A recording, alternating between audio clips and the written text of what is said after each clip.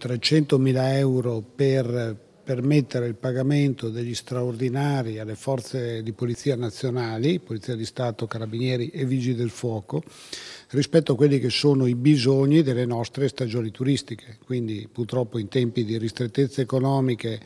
avendo il governo difficoltà a garantire questi uomini in più e quindi dovendo intervenire su ore straordinarie, come Regione ci stiamo facendo carico di garantire ai prefetti la dotazione di questo fondo che poi permetterà ai nostri carabinieri e alle nostre forze dell'ordine di poter fare più ore retribuiti per difendere meglio e tutelare meglio la sicurezza, soprattutto nel periodo estivo. Sì, è una questione di sicurezza nelle zone, diciamo, dove la popolazione d'estate aumenta in modo esponenziale. Ma sicuramente, voglio dire, tutti i nostri litorali, le zone montane, ma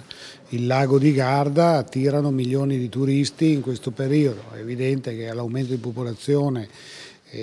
bisogna far fronte anche con un aumento degli investimenti sulla sicurezza, senza dimenticare poi i vigili del fuoco, perché poi il periodo estivo apre un'emergenza nei nostri parchi, sulle nostre montagne, nei colli di Padova dal punto di vista anche dell'incendio, e quindi il fatto di poter